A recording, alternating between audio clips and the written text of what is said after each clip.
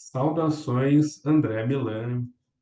Sou Vinícius Santiago, diretor de degustação da ABS Rio Grande do Sul. André Milan, se apresenta, Andréia. Bom, um prazer estar neste Bela falando de um assunto tão importante que é de mercado. Sou André Milan, atuo no mercado do vinho ali há bastante tempo, né? Bom, nem contar, né, professor Vinícius? Vivendo aí no dia a dia, tanto como consultora de vinhos, aí atuando em grandes varejos, como empreendedora, né, à frente aí de um negócio no mundo do vinho, uma vinícola. Então, tenho o privilégio aí de estar em várias interfaces, assim como você, né, professor Vinícius? Apresentem um pouquinho nessa perspectiva de mercado, já que hoje a gente vai falar de mercado, não? A gente vai fazer um exercício de futurologia aqui. Eu trouxe o tarô, a Andréia trouxe a bola de cristal, para tentar imaginar qual é o futuro do mercado no Brasil. Eu trabalho atualmente como sommelier de um grupo importador de vinhos, que é o Grupo Víssimo. Também atuei em vinícolas brasileiras, sempre como sommelier. E esse é um exercício muito complicado, né? Mas é um exercício divertido de fazer. Para isso, a gente precisa de dados, de referências, de imaginação, de tentar estimar para onde a maré está indo. E isso nem sempre é fácil, né, André? Nem sempre é fácil, mas eu estou em boa companhia, porque se tem alguém que é bom disso, é na Vini, eu estou em boa companhia. E eu acho que é muito legal, porque eu vou tentar trazer um pouco essa minha perspectiva, atuo muito em supermercado, em varejo já há bastante tempo, então tenho essa dinâmica e o sentimento do varejo, do dia a dia. Tenho bastante sentimento, né, de vinícola, né, estando à frente aí da Métier já há 5 anos nesse negócio, então entendendo um pouquinho o que os clientes trazem. Né, tu tens muito esse contato direto com o consumidor também, né? Então, acredito que, com base nos dados que a gente vai estar trazendo e o nosso sentimento no mercado, a gente consiga dar algumas diretrizes, né? Como o professor Vinícius falou, nossa ideia, não, eu não tenho uma bola de cristal, adoraria, né? Se tivesse, mas não tenho. Mas a gente tentar dar algumas diretrizes, alguns sinais, o que o mercado vem mostrando e para onde está indo, né? Então é com base nisso que a gente vai focar aqui nossa apresentação. Eu vou começar colocando aqui um slide sobre o mercado de vinhos no Brasil atualmente em números, e a gente começa a partir daí para falar desses números do mercado brasileiro. E a gente tem hoje no mercado brasileiro 80.633 hectares de vinhedos plantados, o que não é muita coisa, mas é o 22º país em tamanho de vinhedos. Tirando a gente falando de velho mundo, países com clássicos da viticultura, ou países maiores que o Brasil, que são poucos, como a China, a gente tem uma produção bastante relevante, né, Andréia? Tem, o Brasil sim tem uma produção bastante relevante. Claro que nossa grande base da produção é vinhos de mesa, né? Então é o vinho de mesa que sustenta aí toda a base da pirâmide que a gente fala, tanto em número de hectares plantados, assim como quando a gente olha esses 439 milhões de litros comercializados, né? Mas eu já queria chamar atenção para esse ponto da área de vinhedos plantado. Aqui no Brasil, a gente tem muitas novidades ao longo dos anos, que é a expansão, né, de novas regiões, né? Eu sou uma das titulares da disciplina Vinhos do Brasil e eu brinco que a minha disciplina está sempre desatualizada, porque todo dia tem um novo produtor numa nova região. E isso é algo muito único do Brasil, né? Então a gente tem um país gigante, né? Um país de dimensões continentais, e essa expansão, né, acho que sempre teve uma grande concentração, 85% ainda, né? A gente pode dizer os dados do Brasil são estimados, e esse dado que o INEX consolidou são com dados da OIV, são dados estimados, né? Então, a gente tem ali um número aproximado, umas novas regiões aí expandindo, né, professor Vinícius? E isso traz a riqueza do Brasil. Então, a gente tem crescido em área plantada, mas também tem crescido em riqueza de diversidade. Qual que é o teu sentimento aí sobre isso? Eu concordo contigo nesse crescimento de diversidade, mas a gente tem cenários curiosos dentro disso. Um é que boa parte desses hectares de vinhedos estão cultivados com uvas americanas ou híbridas. Mas, ao mesmo tempo, esse volume de uvas americanas ou híbridas em proporção às uvas viníferas vem diminuído. Então a gente tem cada vez mais produtores investindo em vinhos finos, uvas viníferas, e boa parte dessa produção de uvas americanas é direcionada para suco de uva, mas tem alguns produtores também investindo em produção de qualidade a partir de uvas americanas. A gente sempre tinha aquela visão de mercado geral que uva americana só prestava para fazer vinho de volume, vinho de garrafão, e já tem hoje alguns projetos vitivinícolas investindo nessas uvas híbridas, nessas uvas americanas, também pesquisas pelo Instituto Agronômico de Campinas, pela Embrapa Uva e Vinho, para fazer vinhos, como é que eu vou dizer? Vinhos de qualidade, vinhos com potencial de evolução, ou vinhos mais similares aos vinhos finos a partir dessas uvas americanas. Outra realidade importante é que muitos desses empreendimentos dessas regiões novas não têm o histórico que a gente tem na Serra Gaúcha. Na Serra Gaúcha, muitas das vinícolas são famílias que produzem uva, que teve a imigração italiana. Muitas das vinícolas novas no Brasil, elas têm um investimento de alguém que é apaixonado por vinho, é um empreendedor que quis investir, e aí também eu me pergunto sobre os motivos para esse investimento, né? Eu brinco dizendo que quem faz plano de negócio não abre vinícola, de maneira geral. E eu estou falando isso na frente de uma empreendedora que tem uma vinícola, mas a André entende o que eu quero dizer. Produzir vinho no Brasil, produzir uva no Brasil é muito caro, é muito trabalhoso e nem sempre é recompensador. E a gente teve um pouco desse filtro durante a pandemia. Alguns negócios se mantiveram, alguns negócios deram uma travada. Então, assim, está aumentando, está expandindo, tem cada vez novos projetos, mas geralmente projetos pequenos, projetos individuais. É a coisa do quem corre por gosto não cansa. Né? Qual é a sua visão sobre isso, Andréia?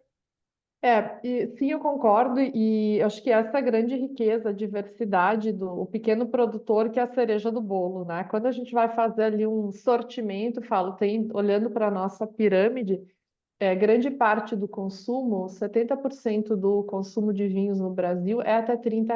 Não mudou, não vai mudar, e vem inflação, a gente viveu um ano aí de 10, 12% de inflação, perspectiva para 2024, né, é um pouco menor. E vai mudando ali o produto que se encaixa no bolso e no orçamento do consumidor, né? Então a gente tem essa faixa, depois a gente tem dentro do perfil ali um outro consumidor, que é um consumidor ali mais curioso, que vai buscar vinhos entre R$ 30 e R$ 50. Depois a gente vai diminuindo, né, com direção à base da pirâmide ali, vinhos de 50 a 100, que a gente fala ali que está uma fatia já muito menor, acima de R$ 100. Então a gente fala de, sei lá, 2, 3% do que é o share de mercado. Mas nessa cereja do bolo que está vindo ali uma gama de vários pequenos produtores, mas grandes empreendedores, que estão investindo bastante, especialmente nessa região do Sudeste, com grandes empreendimentos. O enoturismo é, com certeza, um dos grandes patrimônios que ficaram ali da pandemia. Então, cada vez mais, o Vale dos Vinhedos é um grande exemplo disso, né? Está recebeu durante a pandemia 600 mil visitantes, o que é bastante coisa. E o interior de São Paulo, quando a gente olha para novas regiões, está acontecendo um boom ali de novos empreendimentos, novas vinícolas de grandes empresários. Então é muito bom quando a gente vê grandes empresários entrando no mundo do vinho.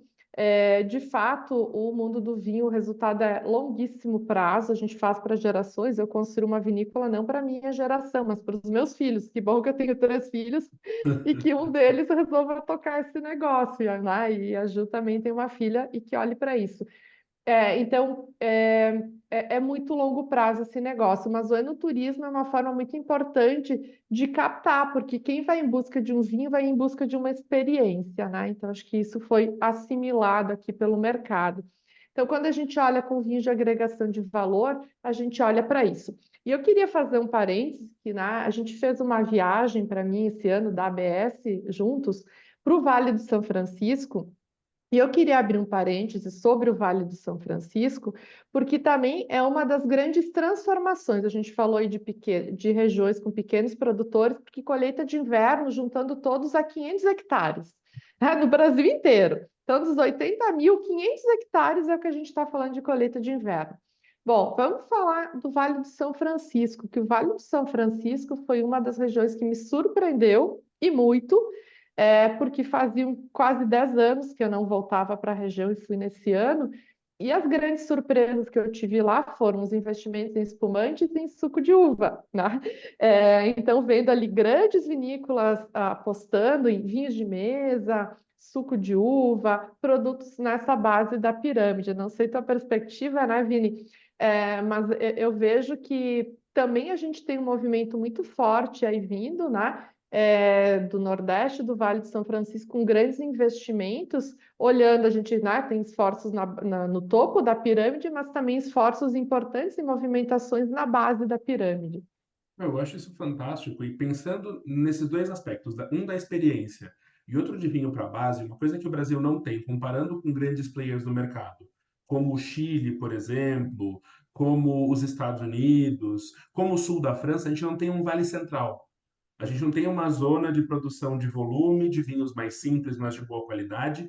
E hoje o Vale do São Francisco está assumindo esse lugar. O ponto importante é que tem grandes vinhos no Vale do São Francisco, mas a gente precisa de uma região que produza vinhos com ótimo custo-benefício, mas fáceis de beber. E o que a gente viu hoje no Vale do São Francisco nessa visita foi isso, e algumas das experiências enoturísticas mais bem estruturadas hoje no Brasil. Porque quando a gente saiu da pandemia, na pandemia muita gente começou a tomar vinho porque era o que dava para fazer em casa. Estava todo mundo preso, todo mundo em isolamento, a gente já está num cenário pós-pandêmico há algum tempo, mas uma das coisas que ficou pós-pandemia é a necessidade, o desejo pela experiência. Então as pessoas querem visitar lugares novos, querem beber coisas novas, querem descobrir vinhos novos. E aí, empresas que estão trabalhando com enoturismo, vinícolas que estão investindo em enoturismo, quem não está investindo sabe que está atrasado nisso. Porque é uma forma de capturar a experiência do consumidor num mercado que a gente tem uma concorrência gigante, tanto com players nacionais quanto internacionais. Como é que você apaixona o teu cliente? Como é que você fideliza o teu cliente? Não tem fidelidade no mercado do vinho. Então a gente sempre quer provar coisas novas, coisas diferentes, e a experiência enoturística te traz uma memória além do líquido, além do sabor do vinho, que te faz comprar uma garrafa de novo. Ah, lembra aquela vez que a gente foi para tal lugar, provou tal vinho? Então, cada vez mais eu entendo que as experiências no mundo do vinho são um dos principais arrimos dessa indústria no Brasil.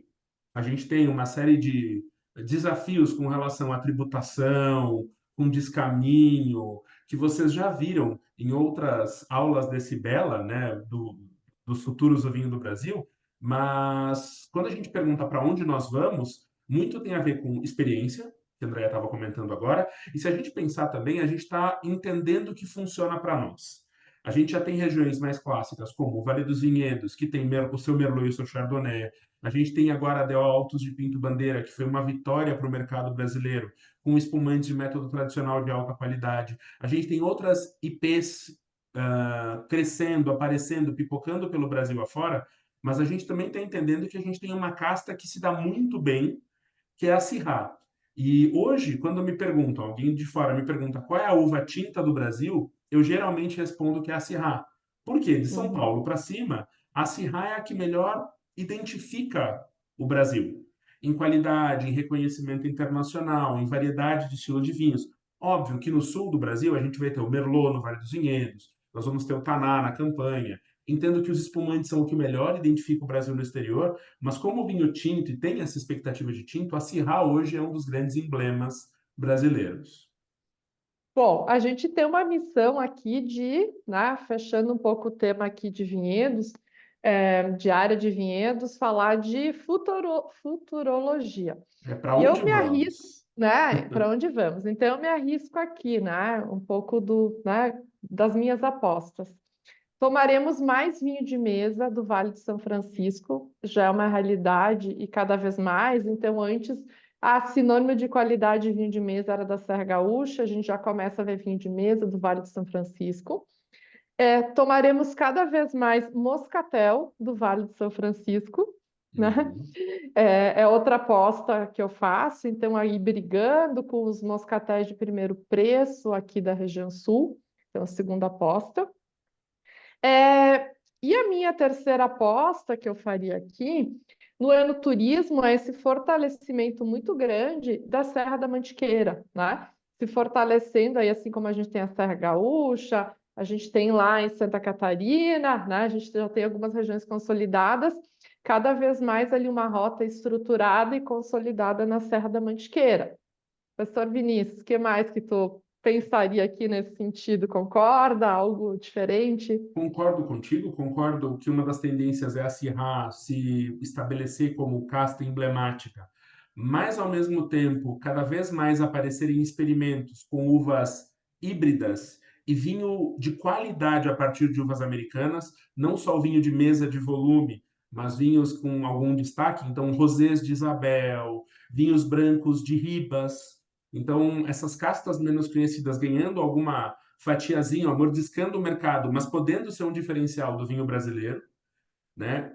Então entendo que junto com essas suas tendências, esses podem ser caminhos de para onde vamos. Mas aí a gente tropeça numa coisa que é a coisa do 20 bilhões de faturamento, e a gente sabe que o varejo esse ano não cresceu. O varejo esse ano sofreu muito.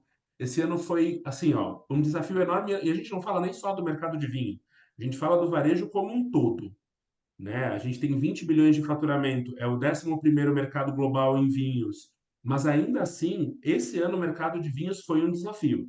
Eu estou dentro de uma importadora que faz distribuição, que tem lojas de vinho, foi um desafio. Conversei com muitos amigos que trabalham em vinícolas, e a Andrea pode dar esse aspecto principal. Pensando no vinho brasileiro, a gente tem esse desafio de mercado hoje. E assim, o mercado ele está bastante inseguro, né? O que você acha disso, Andréia?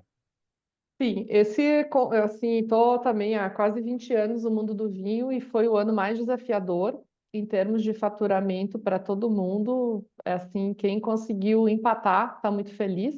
Claro que eu falo que a gente depende da consolidação dos números né, do final do ano e está com todos os dados que tem lá por fevereiro só, com todos esses dados fechados, né, tanto das vinícolas brasileiras quanto das importações. Então, é, se tem ali um sentimento de que se trabalhou, se ganhou menos. Foi um ano de rentabilidade menor, pressionado por uma inflação. Então, a gente teve ali um aumento na casa de 10, 12% em toda a base de insumos no Brasil. Isso forçou uma subida de preços. A venda foi muito difícil, especialmente venda de espumantes de final de ano. A vendas, não sei se os consumidores, ou quem está nos acompanhando e está mais no mercado se deu conta, mas o preço de venda dos espumantes deste final de ano foi exatamente o mesmo preço do ano passado. Então, não se conseguiu repassar aumentos de preços de espumante, inclusive em alguns locais mais baratos do que se comprou no ano passado, né? Então, o que que isso quer dizer? Espremeu muito a rentabilidade tanto da vinícola quanto do varejo, porque a gente vem de um ano difícil para todo mundo e, né, especialmente para o consumidor, que é quem vai lá e pega esse produto na mão.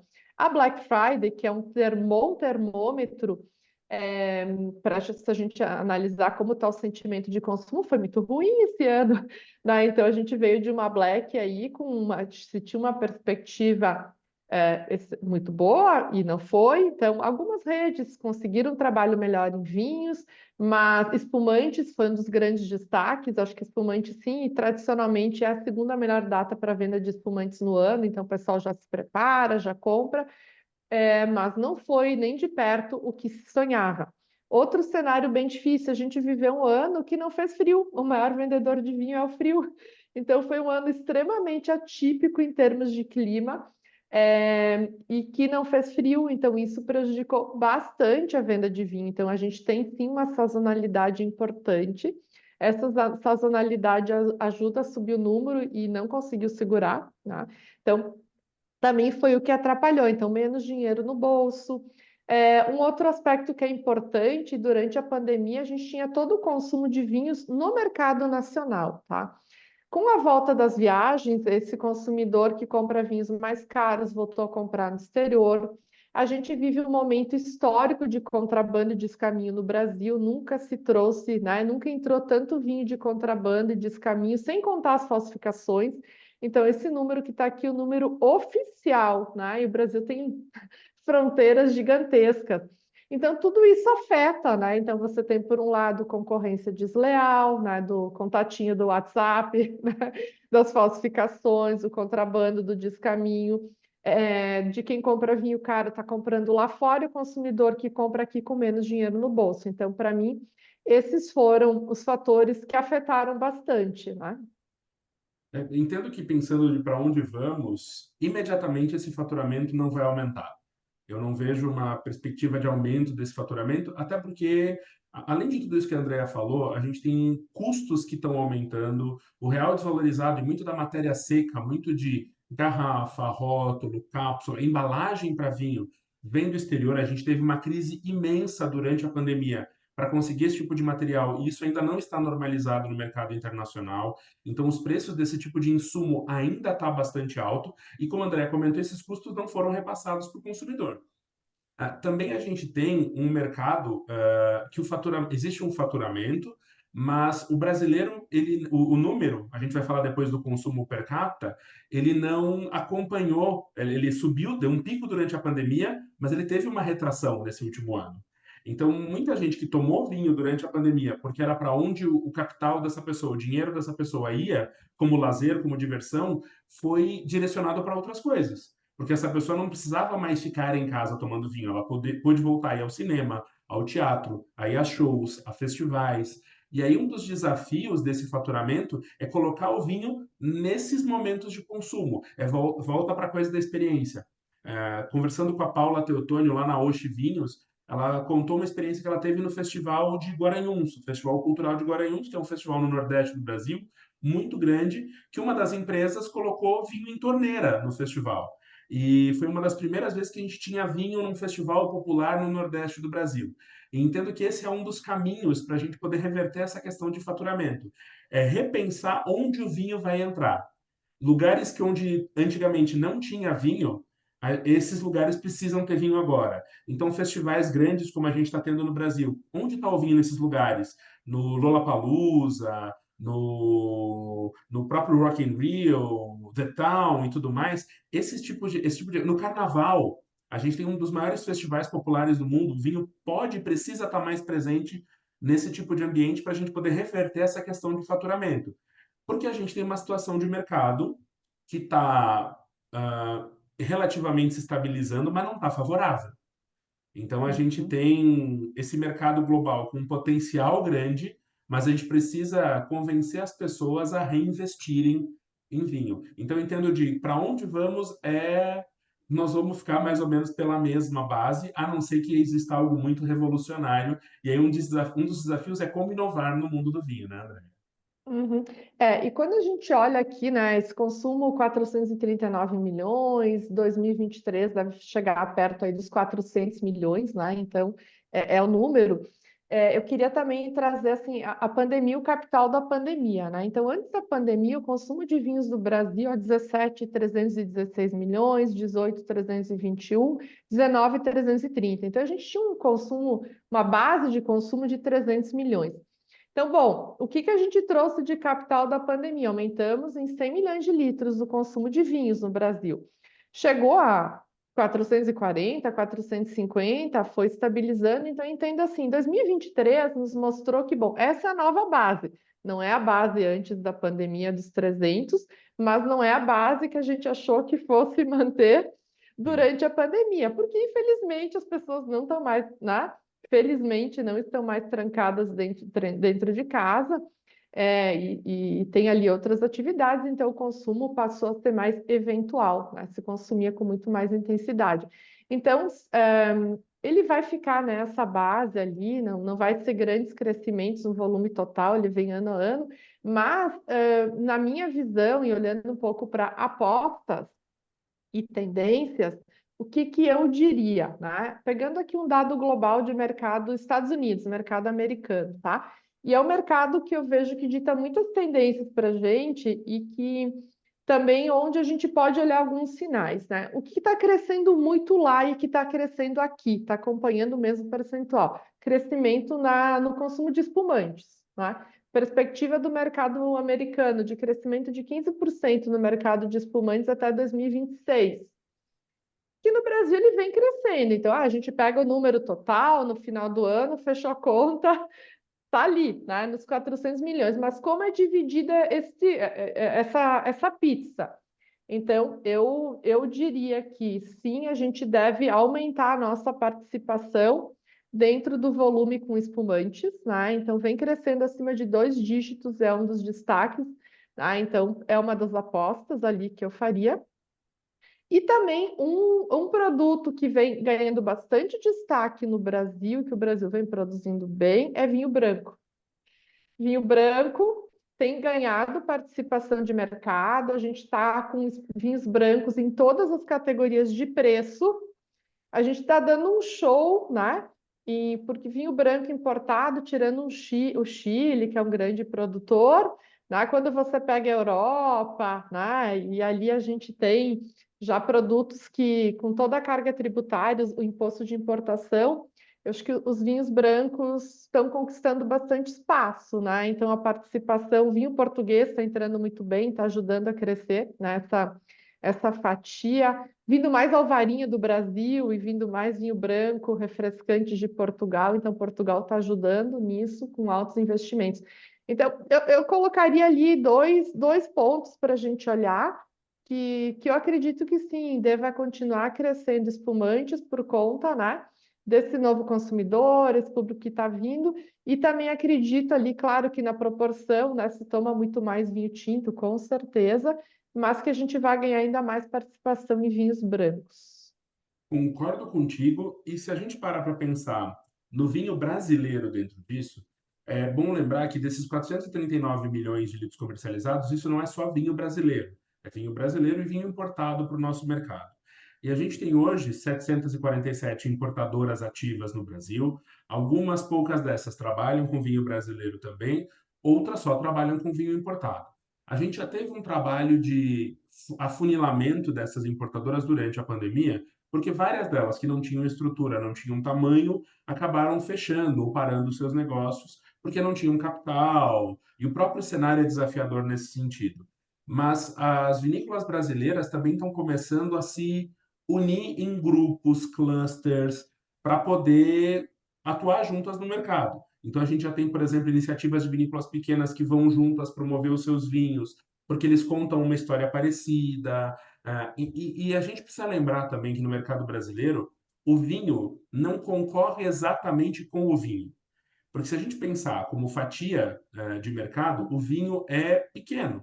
O estado que mais produz uva e vinho no Brasil, o PIB do mercado de uva e vinho no Brasil, quer dizer, no Rio Grande do Sul, que é o estado que mais produz, é 1% do PIB gaúcho. Então, assim, é pequeno dentro do estado que mais produz. Então, a gente não tem muito potencial para fazer lobby, para investir em grandes mudanças políticas. Então, a nossa concorrência não é tanto a importação, é o descaminho, é a falsificação. A nossa concorrência é a cerveja, a nossa concorrência são outras bebidas, é muito outras opções de consumo, outros lugares para investir esse dinheiro. Não é só o vinho importado. O vinho importado concorre com o vinho brasileiro, claro, mas de maneira geral, eu entendo que a boa parte dos consumidores com quem eu lido numa frequência tem uma boa percepção sobre o vinho brasileiro e a maior parte dos consumidores com quem eu lido tem uma ótima percepção sobre os espumantes brasileiros. Então, uma vez já foi preconceito com vinho brasileiro, mas eu percebo que essa é uma tendência que vem diminuindo no mercado, porque cada vez mais o consumidor conhece vinhos brasileiros e a gente cada vez mais tem diversidade de vinhos brasileiros para atender esses consumidores. Então, é muito trabalhar vinho como categoria no mercado, incluindo importados e nacionais, e a Andrea trabalha muito isso no grande varejo, né? E com Uhum. supermercadistas e etc. Mas como produtora brasileira, qual é a sua impressão sobre isso, Andrea? Sim, eu concordo, né? Então você falou, número de importadoras 747 foi muito maior na pandemia, também já deu uma filtrada, né? Porque tinha muita coisa vindo. E eu concordo contigo, eu vejo que a gente está entrando ali num novo momento, o consumidor mudou a cabeça dele, e essa mudança de chave foi na pandemia também. Porque, né, ao longo de todos os anos que eu estive à frente ali do projeto de promoção de vinhos, né, do Wines of Brasil, Vinhos do Brasil, Eu vivi esse momento de preconceito, 2006, 2007, o Vini também, né, acompanhou 8. E foi muito difícil. E a pandemia, a gente conseguiu algo que é muito difícil, introduzir o vinho como um produto de consumo na cabeça do consumidor, e também foi o momento do despertar ou redespertar do vinho brasileiro, tá? Porque quando a gente olha para a história do vinho brasileiro, a nossa história de vinhos de alta qualidade é na virada do milênio, né? Pós ali, né, os anos 2000. Então, a gente está falando de 23 anos e tem vinhos maravilhosos, em muitas regiões produzindo vinhos no Brasil. E esse novo despertar a gente conseguiu comunicar na pandemia, porque o consumidor, além de estar em casa bebendo vinho, ele tinha tempo. E a gente conseguiu algo, né? Inclusive a ABS tem um papel importante nisso, que é levar conhecimento. Quantas aulas, o Bela é isso, quantas aulas, quanto conteúdo de vinhos a gente conseguiu entregar para esse consumidor. Então, o consumidor de vinhos que hoje vai lá no supermercado escolher um vinho, que vai na internet buscar um vinho, ele está muito mais esclarecido. Ele sabe do que ele gosta, ele sabe do que ele quer. E mais do que isso, antes da pandemia, era muito difícil achar um vinho. A gente discutia, né? Lembra? Inúmeros encontros que não se tinha logística no Brasil e que os vinhos não chegavam. A pandemia provocou algo, além do turismo, muito importante, que foi a estruturação em massa de e-commerce. Toda vinícola, todo mundo tem um e-commerce hoje. Então você dá um Google, gostei do produto tal. Eu tive isso em alguns momentos, né, com a Métier, que foi extremamente premiado com o Vionner, né, e com outros produtos esse ano, né, 95 pontos a Decanter. Nossa, explodiu, esgotou em todos os e-commerces. Então, o primeiro lugar que as pessoas vão buscar é na internet. E isso está acessível. Hoje você encontra esses produtos. Então, o Brasil é um dos países mais abertos. Se estima que a gente tenha mais de 36 mil rótulos disponíveis de escolha do consumidor de vinhos e na palma da mão. E também é um dos países onde as pessoas estão mais conectadas no mundo. A gente só perde para os americanos. Então, essa alta conectividade do consumidor, toda essa informação que se disponibilizou de lives, de conteúdo, de produto, fez com que também a gente tivesse uma mudança de perfil de comportamento, de olhar diferente, de aquilo que eu via com preconceito não ver mais, de buscar descobertas, né? Acho que Vini, tu pode falar com muita autoridade da Vino, né? Que é um case. Também qual que foi o sentimento de vocês, né? Porque a gente eu percebo que a gente tem hoje um consumidor muito mais preparado para o mercado. É um consumidor que o tempo todo sabe tudo, ele consegue informação mais rápido do que um vendedor consultivo, por exemplo. Com o celular na mão você consegue achar qualquer coisa. E aí eu enxergo uma oportunidade interessante para o vinho brasileiro. Como você comentou, a maior parte do vinho comercializado no Brasil são vinhos até R$ 30 a garrafa. E hoje, como importadora, é cada vez mais difícil encontrar vinhos nessa faixa de preço para importar, nacionalizar e etc. Então, o Brasil hoje consegue produzir vinhos nessa faixa de preço com bom custo e qualidade e entregar isso para o mercado. E essa é uma das grandes oportunidades para o vinho brasileiro no próximo ano, como visão de futuro, o que pode ser feito, né? Para onde vamos? A gente pode ser um país que produz vinho de entrada com qualidade, porque muitos consumidores, a gente tem um consumo per capita, né? E o consumo per capita ele é bom por um lado, porque ele te dá uma visão de quanto está sendo consumido, mas ainda tem muita gente no Brasil que não consome vinho por desconhecimento, por falta de oportunidade, porque acha que é caro, porque não enxerga o vinho no lugar onde ele poderia estar. E esses consumidores, um dos desafios que a gente tem como mercado de vinhos no Brasil, tanto o mercado nacional, vinícolas brasileiras, quanto importadoras, é convencer essa pessoa que ainda não começou a provar vinho, a provar vinho.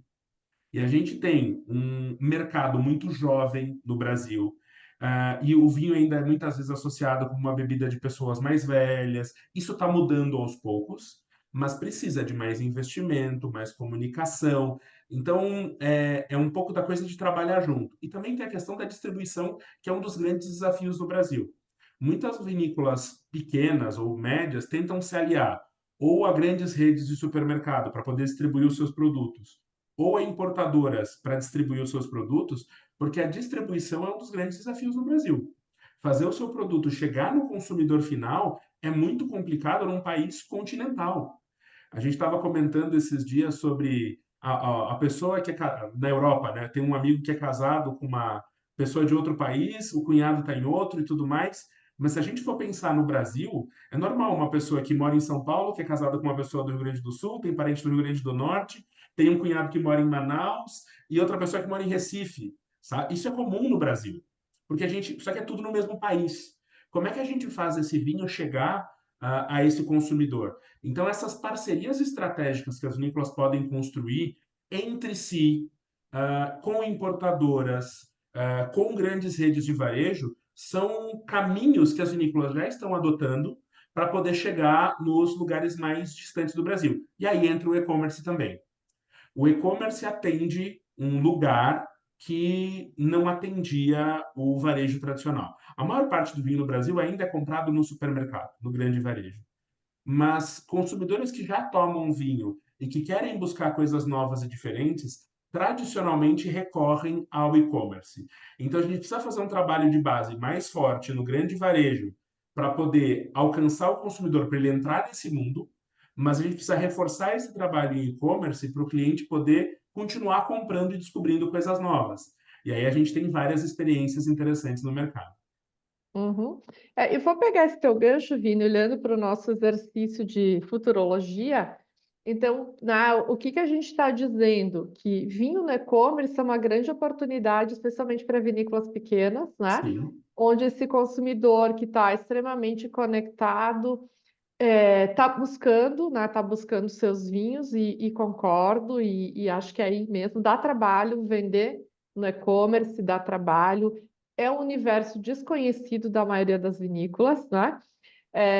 Mas é um exercício importante, porque é onde a gente faz esse vinho ser acessível, né? Que as pessoas encontrem os produtos, então dá acessibilidade ao produto. E você falou em vinho em supermercado, e aí eu posso falar com muita tranquilidade, porque é meu dia a dia. O supermercadista, ele tem como estratégia comercial de vendas vinhos que giram. Né? O que que é vinho que gira? Vinho que vai chegar até R$ 50 no ponto de venda. Isso é vinho que gira. Vinho que gira ali, eu estou falando de 80%, né? Então, se eu pegar os 70% até 30%, 85%, quem sabe, tá? Então, esse é o grande foco da composição de mix de um supermercado. E o que é acima disso, até R$ 100, especialmente são vinhos para esse consumidor mais curioso, onde tem um atendente, todas as adegas têm. Mas o que que o supermercado busca de 50 a R$ 100? Vinhos de referência. Porque, de novo, o foco do supermercadista é giro, é produto que gira. Então, o grande desafio de qualquer vinícola no mundo inteiro que quer trabalhar com supermercado é ter produtos reconhecidos a tal ponto que o consumidor que chegue lá reconheça ou a região ou o seu produto, né? Então, o supermercado não quer. E vinho que gira no supermercado, eu considero, minha metodologia, é vinho que gira em pelo menos 120 dias uma garrafa. É baixíssimo giro, tá? Então, o vinho é um dos produtos que menos gira, né, um giro muito menor. Então, claro, tem todo esse desafio.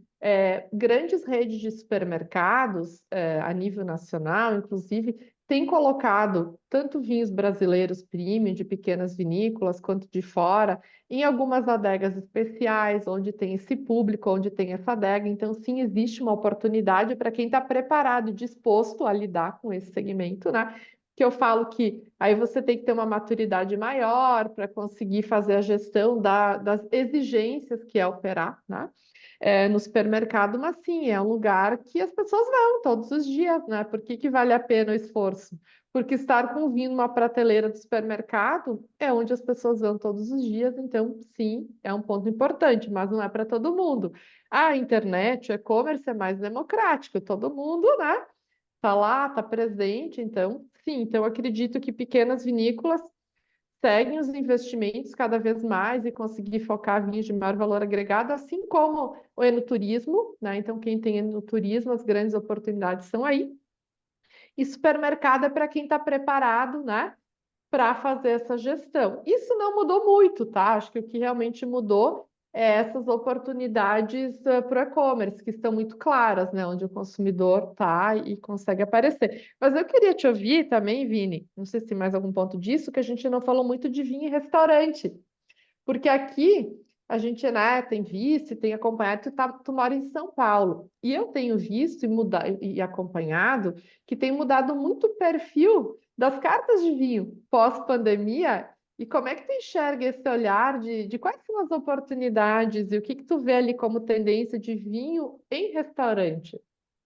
O on-trade, ele tem uma característica muito particular, mas ele agora está acompanhando mais o off-trade nesse sentido, porque uma coisa que aconteceu com os supermercadistas durante a pandemia, muitos supermercadistas importaram vinho e alguns importaram vinho porque o preço era bom, com grande volume, e ficaram empacados com vinho nas lojas. Agora, boa parte desse volume já está sendo escoada, já está sendo comercializada, e agora os supermercados estão começando a se reabastecer. Isso também aconteceu com alguns restaurantes. Então, muitos restaurantes, durante a pandemia, travaram, ficaram com o estoque parado. Pós-pandemia, foram feitas ações para renovar esses estoques de restaurantes e tudo mais. Tinha uma expectativa muito grande de restaurante de renovar o estoque, de voltar ao consumo, só que esse consumo não necessariamente acompanhou num primeiro momento. Então, hoje, o que um restaurante geralmente quer são produtos que tenham a ver com a identidade do restaurante, então essa coisa identitária funciona muito, e também estão procurando produtos que tenham giro. Então, se o produto está empacando no restaurante, não funciona bem. E o restaurante ele exige um atendimento muito próximo. E aí, um dos caminhos, né, do para onde vamos é criar caminhos para as vinícolas brasileiras, para o mercado do vinho brasileiro, para atender melhor os restaurantes. Porque se o restaurante acabou o vinho na sexta e ele precisa do vinho no sábado, se você não tem um distribuidor para entregar esse vinho, você perde ele da carta.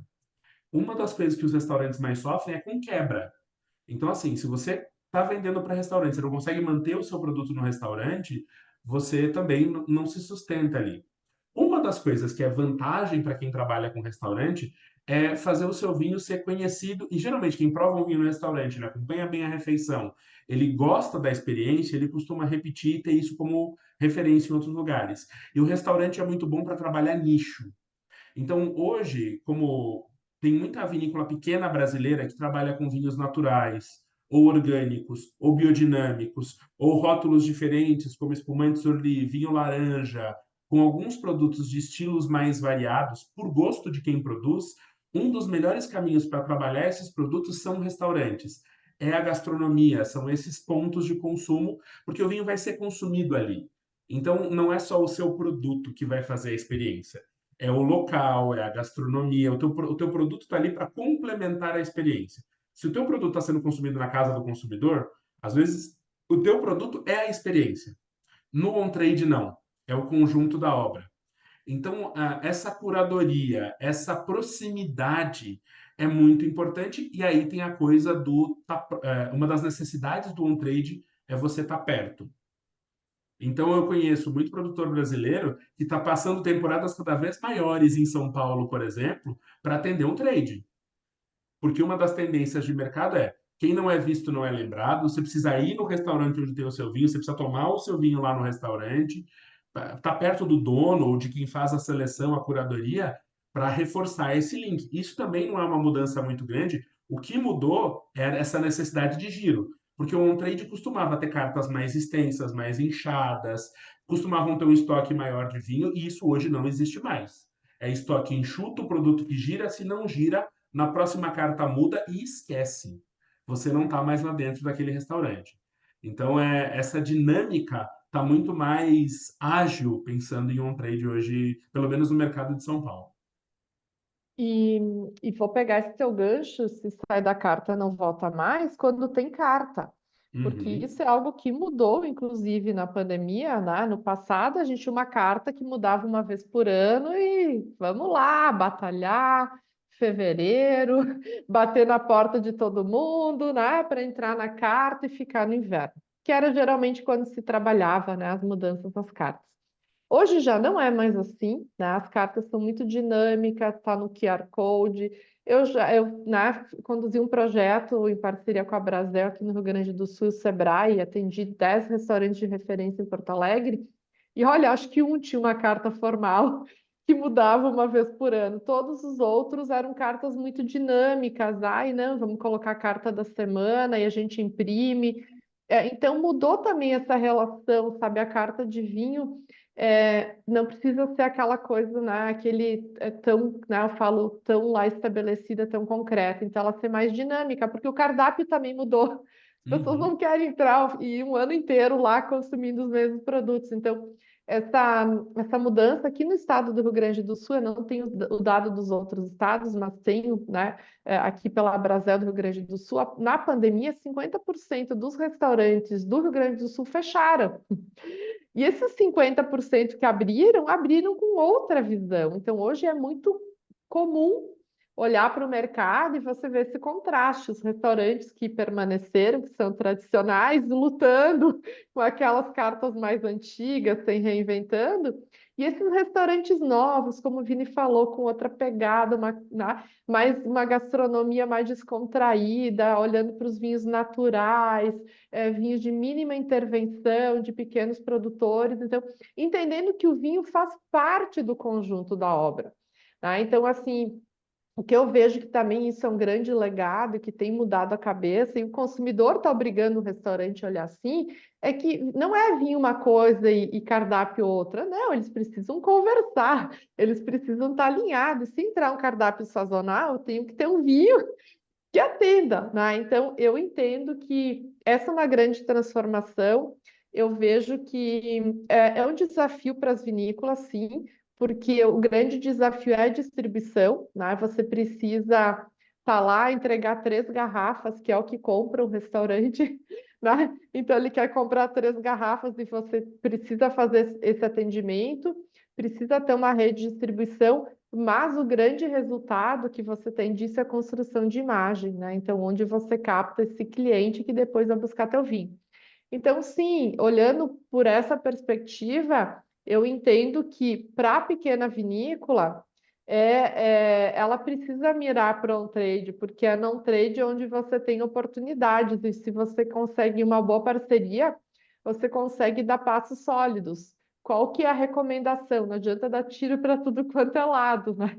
Então, é melhor montar uma estrutura, olhar para aquela estrutura numa cidade, seja lá Rio Grande do Sul, seja lá São Paulo, que é um grande mercado, seja lá Rio, mas olhar para aquele mercado com lupa, mapear e ter uma capilaridade suficiente de restaurantes, uma rede de distribuição e pensar esse conjunto para fazer esse atendimento. Então, sim, acredito que o vinho e restaurante cada vez mais vai ser protagonista, né? Então, o vinho hoje, ele é protagonista, ele não está só lá para estar porque eu tenho que ter, porque o cliente pede. E eu queria puxar, Vini, um tema, falando nisso, como tu enxerga o papel do sommelier? Se o vinho está ganhando protagonismo no restaurante, como que tu enxerga esse papel, né? O Vini hoje é uma referência que a gente tem, sommelieria do Brasil, tem todas as homologações possíveis, como tu enxerga o papel do sommelier nesse cenário? O sommelier é um profissional que ele é essencial nessa dinâmica, porque é ele quem vai pegar o vinho como algo inalcançável, bruto, técnico, pesado, ele vai traduzir isso para o consumidor de forma simples. Exemplo bom, uma das estratégias comerciais que mais está funcionando para a gente, como Evino Grand Cru, são Reels. É vídeo para o YouTube para comunicar vinho para o consumidor. Assim, comunicar desde forma simples e informal até maneira mais técnica e aprofundada.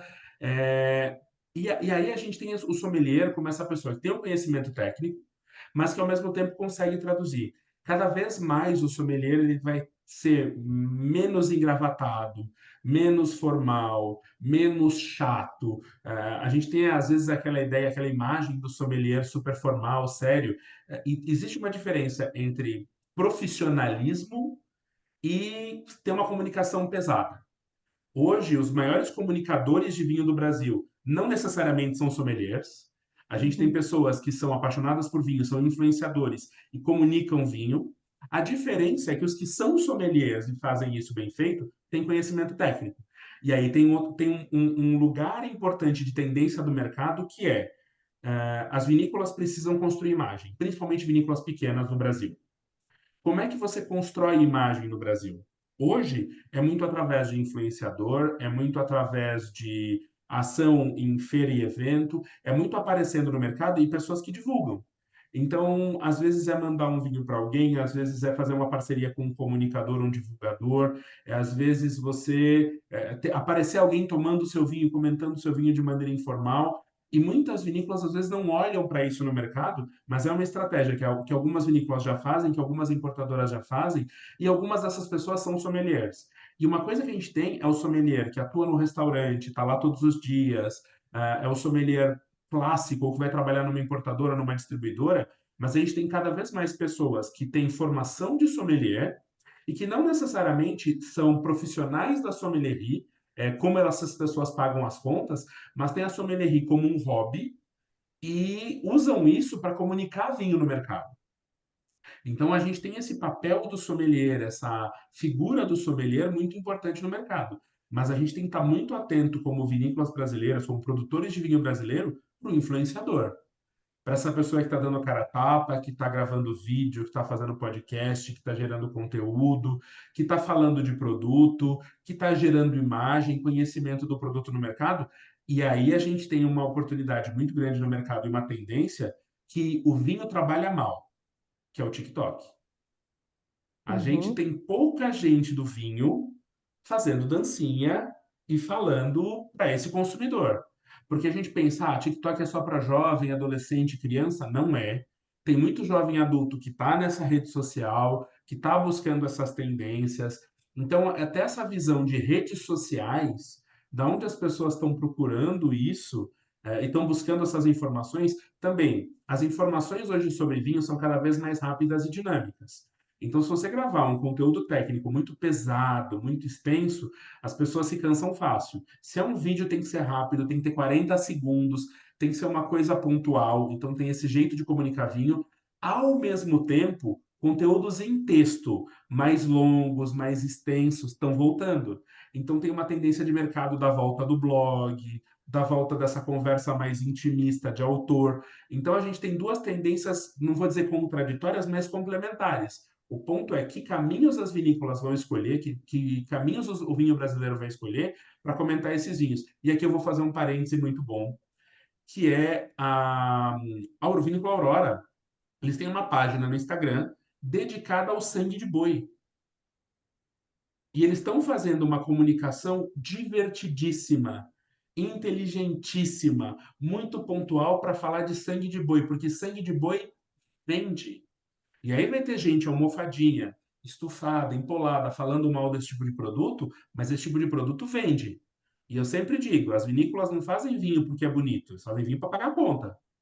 Uhum. Pode ser bonito, pode ter poesia, mas não é sobre isso. A gente tem alguns bares de vinho no Brasil fazendo comunicações muito interessantes, algumas lojas pequenas inovando nesse sentido. Então, uma dica que eu dou é acompanhe essas tendências de mercado e se você não consegue criar, copia. O que a gente mais vê é gente repetindo e replicando conteúdo na internet, replica o que dá certo. Se inspira no que está dando certo e faz também. Porque muitas vinícolas têm preconceito, têm preguiça. Se você tem preconceito e preguiça, contrata alguém que não tem. Porque é Uhum. um dos jeitos de falar de vinho no Brasil hoje e de conquistar um mercado que a gente ainda não tem. O que você acha disso, Andréia? Eu estava olhando o perfil do sangue de boi, é muito divertido É mesmo. muito legal. É muito legal. Vini, eu queria fazer um parênteses, porque acho que é um pouco isso. A gente tem uma tendência eu mesmo, né? Eu não tenho conta no TikTok, né? Nem sei se conseguiria lidar com isso, né? É um pouco a nossa faixa etária e as nossas experiências que a gente tem. E eu falo como empresário e quem está no mundo do vinho, você precisa entender exatamente quem é teu cliente. Tá? A gente tem aqui 44 milhões de consumidores regulares. 20 milhões vieram pós-pandemia, novo consumidor entrando no mundo do vinho. Então, quando você monta uma estratégia, você tem que ter muita clareza de quem é esse consumidor. E você falou do TikTok, E eu queria trazer, linkar um pouco com essa tendência do novo consumidor. Eu atendo varejo, varejo é o novo consumidor, é meu dia a dia, então eu adoro isso, porque se tem algo que eu amo fazer é sair da minha zona de conforto. É quando a gente mais aprende, né? E conversando e vendo, o supermercado mapeia muito isso de tendência. Agora, os drinks estão muito em alta, né? Então, é algo que veio muito forte com esse novo consumidor. Você falou, a gente começou tomando sangue de boi, essa gurizada de hoje não sei. Começa bebendo os mais variados drinks, tá? Os mais variados drinks.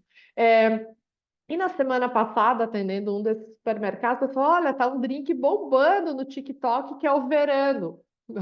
Que é um vinho que, né, um drink que veio super forte da Espanha, que faz com vinho branco, que faz com vinho tinto. Eu fui lá pesquisar no TikTok o tal do verano e é muito legal. Isso nem tinha passado perto do Instagram, que é a mídia social que eu acompanho. Então a gente sim tem que estar muito antenado, muito ligado, porque esse consumidor está ali, né? Consumidor querendo uma reprodução de um verano e daqui a pouco a gente está ali e nem sabe o que é, né? Então é olhar sim, acho que entender se cada vez mais, e eu diria ali como uma tendência e como um sinal, entenda perfeitamente quem é seu público, onde ele está e como ele se comporta, para saber o que que a gente comunica para ele, né? O público é conhecer quem é o teu consumidor, mas também tentar buscar consumidores novos. A gente tem alguns consumidores tradicionais de vinho no Brasil, só que quanto tempo vão durar esses consumidores? Né? E também, como é que a gente se comunica com as novas gerações? Porque eles são os consumidores de vinho do futuro. Então, é justamente criar essas páginas. E aí, uma das tendências, ou se você não faz isso por conta própria, copia quem está fazendo bem feito. Porque, de novo, cada vez mais a gente vai ter gente criando conteúdo inovador para vinho, disruptivo para vinho. Se você não consegue criar isso, faça parcerias com quem faz. Porque, de novo, daqui a pouco eu estou vendo a Anitta lançar um vinho espumante, daqui a pouco a gente está vendo esses artistas que estão brilhando no mercado brasileiro, começando a falar de vinho, começando porque a indústria de bebidas está muito ligada nesse tipo de pessoa. A gente teve um sucesso grande de uma bebida que é o vermelhão, que é do pessoal do sertanejo, é tipo um Campari, que fez um sucesso enorme. E esse é um produto que é produzido por uma vinícola, é produzido no interior de São Paulo. Então a gente tem essas oportunidades de buscar e criar. O que está bombando no TikTok? O que está bombando no Instagram? É um drink com vinho? É uma bebida refrescante para o verão? Cria isso, comunica isso, passa a receita. E monta um kit e manda isso para casa do cliente. Tem alguma bebida crescendo no Brasil? Por exemplo, o gin está na moda ainda, o rum está crescendo. Que tipo de coquetel a gente consegue colocar um espumante, um vinho junto dessa bebida para poder criar um kit, uma experiência? Tentar buscar essas tendências para a gente manter esses consumidores regulares e aumentar essa base. A gente tem a quinta maior população adulta no mundo. A gente tem Sim. muito adulto. O que esses adultos estão bebendo? Ao mesmo tempo, a gente tem uma tendência de mercado internacional das pessoas beberem menos e bebidas menos alcoólicas. Bebidas mais fitness, mais saudáveis. E o discurso da salubridade do vinho deu uma caída boa. A coisa do paradoxo francês deu muito sucesso nos anos 90, início dos anos 2000, mas de lá para cá se fala pouco sobre isso. Até porque a população que estava preocupada com isso era a população que estava preocupada com problema cardíaco, que muitas vezes fumava, era outra realidade. Hoje se fuma menos no Brasil, hoje as pessoas estão consumindo outros tipos de bebida, outros tipos de cenário, então bebidas menos alcoólicas, bebidas mais portáteis também estão crescendo. Então, como é que a gente comunica e como é que a gente tenta se antecipar a isso no mercado? São apostas, mas uma vinícola pequena precisa criar nome, precisa criar marca. Um dos maiores desafios é criar marca no mercado brasileiro. E aí vale a pena explorar o seu nicho. Qual é o seu nicho? Quem é a pessoa que representa o seu nicho? É um Faria Limer? É um Santa Cecília? É um cirandeiro? É um artista? Quem é essa persona? É a GK? Quem é a pessoa que personaliza o seu público-alvo? Busque essa pessoa. Quem é a pessoa próxima? Quem está fazendo algo parecido? É um jeito bom de crescer ou de se diferenciar no mercado que tem tanta competição. E aí a gente tem. E outra, a gente tem as vinícolas grandes e as importadoras grandes torando nisso. Então, de novo, se você é pequeno, se você é uma empresa de médio porte, você não está trabalhando com isso, dá teus pulos. Vai Uhum. correr atrás disso, porque o mercado é muito dinâmico, ele é muito online, ele é muito digital, ele é muito TikToker, ele é muito jovem. É. Ele é muito jovem. Olha só, Vini, eu fiz aqui deu 10 previsões nossas. Então, vou até parar aqui Conso- o compartilhamento, vamos ver as nossas 10 previsões. Vamos ver se tu concorda. Eu achei muito divertido a gente fazer esse exercício juntos. Primeiro que para a gente parar uma hora, né, Vini? Juntar o meu conhecimento teu em uma tela. Eu falei para te citar, a gente vai ficar um dia falando, né? A gente até tinha mais telas, mas essa rendeu tanto que tá Entendeu? legal pra caramba. Olha só, aqui vamos colocar 10 pontos que eu anotei, tá? Então, vamos Para lá. Para nós, onde 10 vamos apostas. em 10 pontos? Vamos lá. Em 10 pontos. Novas regiões aqui, quando a gente falou, estão vinho de mesa crescendo no Nordeste, Sim, tá? Moscatel cada vez mais ganhando protagonismo no Vale de São Francisco, duas. Enoturismo, Serra da Mantiqueira, ganhando protagonismo, né? Em perfeito. ascensão. E aí um ponto importante, deixa eu puxar esse aeroturismo. Serra da Mantiqueira é uma região que é alvo, é foco, está crescendo. Muito porque está do lado do maior mercado do Brasil, que é São Paulo, mas enoturismo é uma tendência nacional. Se você tem uma vinícola, se você tem um projeto vitivinícola e não trabalha com isso ainda, você está atrasado. Não importa onde. Ah, eu tenho um projeto pequeno no Quinfão do Churubim. Tem gente afim de ir até o Quinfão do Churubim para conhecer o seu projeto. E você vai poder contar a sua história. Vinícius, eu não tenho disposição para isso. Contrata alguém que tem. Não precisa ser grande, não precisa ser esteticamente, não precisa ser o que você projeta como enoturismo. Algumas das experiências enoturísticas mais legais do Brasil são rústicas. Tem gente recebendo galera no porão de casa na Serra Gaúcha, servindo queijo e charcutaria local e abrindo garrafa e criando memórias perenes na vida do consumidor. Então, se você ainda não está olhando para isso, ressignifique a sua experiência de enoturismo. Uhum. É um A bom lembrete. quarta, a quarta aposta é uma aposta tua e que eu concordo, que é o Shiraz, Sim, né? Ganhando protagonismo e se consolidando por conta das novas regiões, né? Então colocamos aqui. É, mercado, a gente tem que dar números de crescimento, né? Então sim, aqui a nossa quinta aposta é crescimento de espumantes acima de 2 dígitos, sim. tá? Que nós conversamos. Crescimento em vinhos brancos, não tão significativo, mas que deva crescer, né? E os Falamos disso. brancos, aproveitando esse crescimento, uma das tendências é usar esse branco para fazer drinks, coquetéis, bebidas refrescantes, pensar o vinho além do vinho. Nesse ponto, a gente pode trabalhar essa tendência tanto de espumantes quanto vinhos brancos, não só do consumo da bebida em si, mas o consumo da bebida em drinks, coquetéis, para fazer outras coisas a partir dessa bebida. Pensar o vinho como mais uma opção para o cliente, não só o vinho em si. O crescimento dos destilados no Brasil nos últimos anos, primeiro o gin, o whisky com água de coco cresceu um tempo atrás, o rum agora está ganhando algum protagonismo, muito por causa de coquetéis, onde essa bebida é mais uma bebida. A bebida mais consumida, o drink mais consumido no mundo é o Negroni, que é feito com 3 bebidas. O Negroni Sbagliato com Prosecco estava na moda esse ano no Brasil e no final do ano passado. Uhum, Então, uhum, é essa brincadeira, é onde eu coloco o meu vinho no que já é tendência. Como é que eu ressignifico, como é que eu recrio um drink que já existe e que está na moda? É trabalhar essa tendência, espumante branco estão no ponto.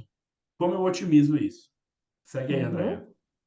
Bom, sétima tendência que a gente colocou aqui muito claramente, vinhos no e-commerce para pequenas vinícolas, tá? Sim, Então, acho que é algo ali que está ali, né, no olho de todo mundo e para seguir. Oitavo, a gente falou bastante em restaurantes, né?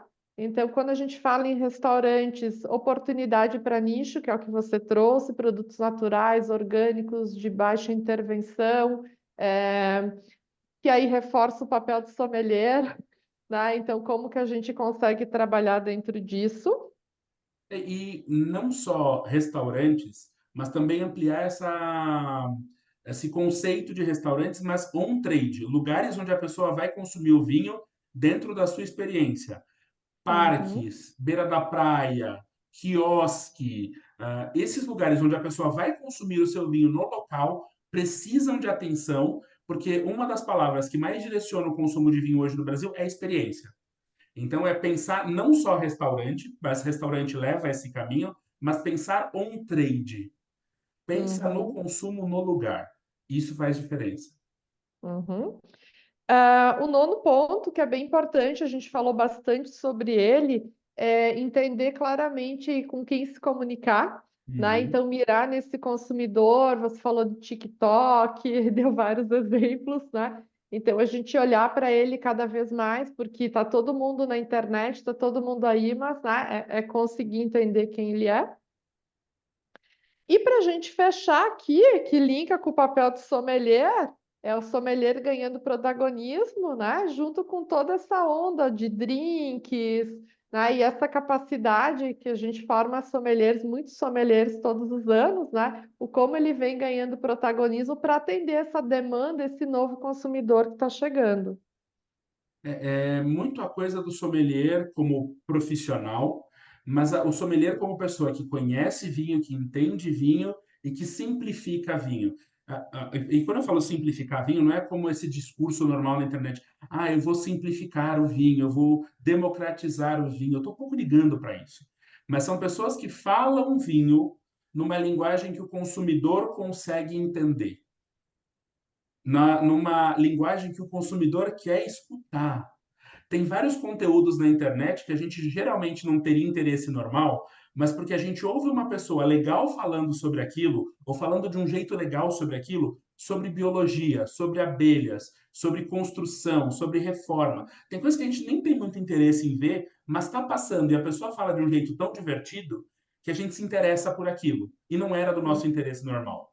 O sommelier tem muito desse papel de falar de um vinho de um jeito que as pessoas gostariam de ouvir.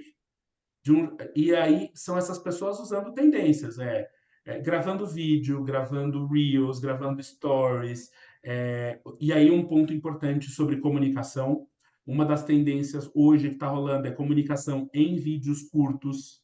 Então, se a sua comunicação está muito baseada em imagem, fotografia, dá uma repensada. É melhor um vídeo curto simples do que uma imagem super bonita e bem tratada, mas que comunica menos. Então, o feito é melhor, o feito é melhor que o perfeito. Essa é uma das grandes tendências. Então, faz. Uhum, Acompanha quem está fazendo, para a gente poder ressignificar isso no nosso mercado. Mas eu entendo que, apesar da tendência não ser exponencial, e eu imagino que o mercado de vinhos não vai disparar no Brasil ano que vem. Acredito que não, a gente não vai revolucionar o mercado do vinho, mas ele tem um potencial para crescer. A gente teve esse ano muito ajuste, muita reestruturação, por mudança de mercado, por clima, a gente está no El Ninho, mudança de governo, e a uhum, gente tem uma perspectiva interessante para o ano que vem, para a gente ter esse crescimento do vinho brasileiro no mercado, fazendo boas parcerias, comunicando de forma adequada, e é um pouco sobre o que essa sequência de Belas falou, né? A gente está nessa sequência de Belas que é o Brasil do amanhã. A gente está falando de cenários do vinho brasileiro. Então, vocês tiveram uma aula com o Marcelo Vargas e a Jussiane Casagrande, falando de vocações regionais, e a gente puxou isso nas tendências de hoje, falando de volume no Vale do São Francisco, Moscatel do Vale do São Francisco, Syrah do Sudeste e do Centro-Oeste. Também os diferenciais de mercado do vinho do Brasil, com a Carol Dani e o Maurício Roloff. Vocês tiveram uma aula sobre pedras no caminho com o Júlio César Kunz e a Patrícia Lins. A gente falou um pouquinho disso hoje também, sobre descaminho, falsificação, concorrências no mercado. E hoje a gente falou de para onde vamos, né? Andréa Milan e eu, Vinícius Santiago, falando de quais são as oportunidades que a gente enxerga para o mercado brasileiro, para o vinho brasileiro, e a gente enxerga várias oportunidades. Olha, eu acho que essas 10, pelo menos, que a gente listou, dá para montar um belo planejamento para o ano, né, professor Vinícius? Dá para pensar um bom planejamento, dá para reestruturar, já dá para colocar, alocar algum orçamentozinho aí para cada um desses pontos. E acho que a gente pode até ficar aqui num compromisso de, no final do ano que vem, gravar uma outra aula pensando nesses 10 pontos, o que evoluiu e como evoluiu, né? Adorei o desafio, vamos ver como a gente foi. Então tá marcado. E lembrando, lê o QR Code se você ainda não leu nas aulas anteriores, assistam às aulas anteriores, faça a sua inscrição para receber um certificado de participação nesse workshop de cenários do vinho brasileiro. E o mais importante, a gente acredita no mercado do vinho brasileiro. A gente entende que o vinho brasileiro tem qualidade e tem qualidade de nível internacional e que cada vez mais esse vinho vai ter a sua identidade. É um mercado que está amadurecendo, é um mercado que está longe de estar maduro, mas ele está amadurecendo e que a gente consegue conquistar cada vez mais consumidores para esse produto. Uhum. Muito bem, professor Vinícius. Adorei essa jornada, adorei, né? Adorei essa conversa, adorei fazer essa análise de cenários contigo. E a gente deseja aí um ótimo planejamento para todos, né? Que seja um ano maravilhoso para o vinho brasileiro, para o consumidor, buscando cada vez mais alternativas, né? E a gente se encontra aí no próximo encontro, no próximo Bela, trazendo aí mais conteúdos, né, e mais conhecimento para os nossos sommeliers. Até o próximo Bela. Sigam a ABSRS em todas as redes sociais para saber dos nossos cursos, dos nossos eventos. Acompanhem o Bela no YouTube, acompanhem as nossas ações. Tem muita coisa legal planejada para esse ano de 2024 e beba vinho brasileiro, brinde com vinho brasileiro as suas conquistas esse ano. Tem coisas maravilhosas, então vai aí atrás de descobrir vinhos novos que você ainda não conhece. Obrigado, professor Andréia, foi um prazer ter essa conversa contigo. Um Até mais. abraço. Tchau, tchau.